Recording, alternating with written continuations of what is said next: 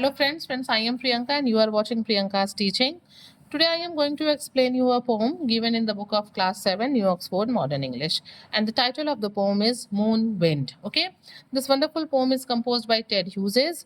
Friends, you can see that this poem contains total 24 lines. If we will split the poem in 4 lines, you can say that there are 6 stanzas. And if we are talking about moon, first of all we must know that there is no any atmosphere at moon. कोई atmosphere moon पे है ही नहीं है, ठीक है, वहां gravitational force काम ही नहीं करता है। और हम किसकी बात कर रहे हैं? विंड की बात कर रहे हैं। तो जब एटमॉस्फेयर है ही नहीं तो विंड होगा कहाँ से? मींस इस पोएम में हम मून पे विंड का इमेजिनेशन कर रहे हैं, ठीक है, इमेजिनेशन किया गया है कि मून पे हवा चल रही है। So we can say this poem is a fantasy imagining a wind on the moon where there is none and the moon having the power to blow things around. Okay, now I am going to explain you the poem line wise, so please be with me and let's start. The poet is saying there is no wind on the moon at all, yet things get blown about. In utter stillness, your candles shiver out. अब यहाँ पे poet कहते हैं कि हमको पता है कि मून पे कहीं भी कोई हवा नहीं है, there is no wind, atmosphere नहीं है तो विंड होगा ही नहीं। तो पोएट हमसे कहते हैं कि हमें पता है कि विंड पे कोई हवा नहीं है, तो भी जो चीजें हैं वो क्या हो रही हैं? थिंग्स गेट ब्लोन अबाउट, चीजें वहां पे हवा में उड़ रही हैं, बह रही हैं, ठीक है ना, उड़ जा रही हैं। इन अटर स्टिलनेस, अटर मतलब यहाँ पे एक अटर यूज हुआ है मतलब पूरा, और दूसरा जो है ये स्टिलनेस के लिए यूज हुआ है, स्टिलनेस के लिए मतलब शांति के लिए। In utter stillness your candle shiver out, और उस पूरे शांति वाले जगह में क्या है, अगर आप कैंडल लेके जाते हैं ना तो हवा इतनी जोर से है वहां पे कि जो आपकी कैंडल है वो शिवर करने लगी, उसकी जो फ्लेम है, उसकी जो लौ है वो क्या करने लगी, फ्लिकरिंग करने लगेगी, वो कांपने लगेगी। क्या होता है जब हवा चलता है और हम दीपक वगैरह रखते हैं या कैंडल, तो वो क्या होता है, उसकी जो लौ है वो हिलने लगती है ना। तो वैसे ही पोइट हमसे यहाँ पे कहते हैं कि मून पे कोई भी विंड नहीं है, ठीक है, फिर भी चीजें वहां पे ब्लोन हो रही हैं, और उतनी शांति में भी अगर हम वहां पे कैंडल लेते हैं तो कैंडल वहां पर क्या हो रहा है, शिवर आउट हो रहा है। In utter stillness, a giant marquee booms and flunders past you like a swan at sea.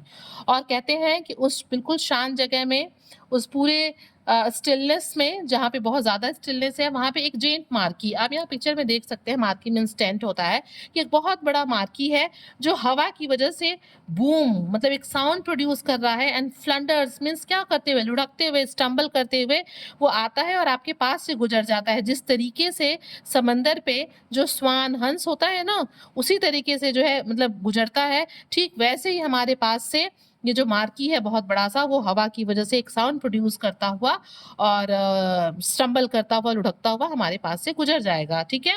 आप लोगों ने भी देखा होगा जब कभी आंधी तूफान आता है तो क्या होता है, एक बहुत जोर की आवाज आती है ना, लोगों के छप्पर पे या घरों पे टीन शेड पड़े होते हैं तो वो एक आवाज प्रोड्यूस करते हुए और लुढ़कते हुए इधर उधर चले जाते हैं। ठीक वैसे ही पोइट हमसे कहता है कि उस पूरी शांति में, अटर स्टिलनेस में, अगर एक बहुत बड़ा मार्की टेंट है तो वो एक बूम का साउंड क्रिएट करता हुआ, स्टम्बल करता हुआ हमारे पास से वैसे ही गुजरता है जैसे कि समंदर पे स्वान। In utter stillness, while you stand in the street, a squall of hens and cabbages knocks you off your feet. और फिर यहाँ पे नेक्स्ट स्टेंजा में यानी कि थर्ड स्टेंजा में पोइट हमसे कहते हैं कि अगर आप उसी अटर स्टिलनेस में वहां पे हैं, खड़े हैं, ठीक है, वहां पे खड़े हैं, स्ट्रीट पे खड़े हैं, वहां पे किसी सतह पे खड़े हैं, किसी जगह पे खड़े हैं, तो फिर क्या होगा, बिल्कुल वहां पे हेंस और कैबेजेस का एक झोंका, एक स्क्वेल, एक गस्ट आपकी तरफ इतनी तेजी से आएगा और इतनी तेजी से आपको नॉक करेगा, हिट करेगा कि आप खड़े नहीं रह पाएंगे, आपके पैर हवा में ऊपर नॉक वो हो जाएंगे, नॉक ऑफ हो जाएंगे, हवा में आपके पैर ऊपर उठ जाएंगे, वो स्थिर जमीन पे नहीं रह जाएंगे। क्यों? क्योंकि जो उनका झोंका होगा हवा की वजह से, हेन और कैबेजेस का जो झोंका होगा हवा की वजह से, वो बहुत ही पावरफुल होगा, ठीक है। In utter stillness, while you stand agog, a tearing, twisting sheet of pond clouds you with a frog. यहाँ पे जो है पॉन्ड को एक शीट की तरह माना गया है, ठीक है, इमेजिन किया गया है कि मून पे जो पॉन्ड है वो एक शीट की तरह है जो कि टीयरिंग एंड ट्विस्टिंग, जो कि टीयर किया हुआ, फटा हुआ है, ट्विस्ट किया हुआ है शीट, और वो किस चीज का शीट है, पॉन्ड का।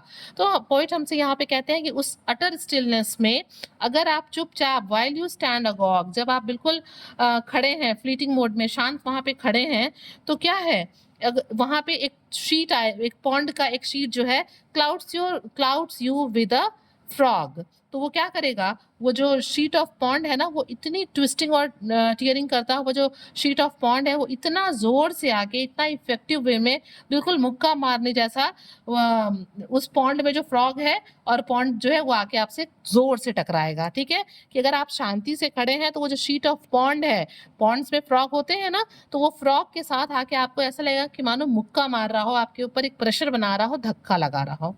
नेक्स्ट पे आते हैं, a camp of caravan suddenly squeaks and takes off. A Ferris wheel bounds along the skyline like a somersaulting giraffe. और यहाँ पे पोइट हमसे कहते हैं कि उस मून पे कैंप ऑफ कैरावान्स मीन्स लोगों का एक ग्रुप, ठीक है, एक काफिला जो अचानक से क्या होता है, स्क्वेक्स एंड टेक ऑफ, एक साउंड प्रोड्यूस करता हुआ, एक चीख मारता हुआ, शोर मारता हुआ वहां से क्या करता है, टेक्स ऑफ, वहां से टेक ऑफ करता है। जैसे प्लेन टेक ऑफ करती है, गुजरती है, निकलती है ना, वैसे ही चंद्रमा पे जो है लोगों का एक ग्रुप है, काफिला है, जो कि शोर करता हुआ वहां से टेक ऑफ करता है। बिल्कुल वैसे ही ऐसा लगता है, मान लो वो देखने में ऐसा लगता है, a ferries will bounce along the sky line like a somersaulting giraffe. जैसे कि फेरी व्हील झूला होता है ना, स्विंग्स, जैसे मरी गो राउंड होता है, वैसे ही फेरी व्हील्स भी एक झूला होता है। तो पोइट हमसे यहाँ पे कहते हैं कि वो जो कैंप ऑफ कैरावान है ना, जो कि शोर मचाता हुआ टेक ऑफ करता है, वो बिल्कुल वैसे ही लगता है जैसे ferry wheel bounce along the sky line, जैसे कि स्काई में फेरी व्हील्स टंगे हुए हों, किसकी तरह, बिल्कुल समरसॉल्टिंग जिराफ, बिल्कुल कलाबाजियां दिखाते हुए जिराफ की तरीके से जो है ऊपर आसमान में लटके हुए हों।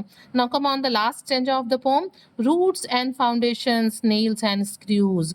Nothing can hold fast, nothing can resist the moon's dead still blast.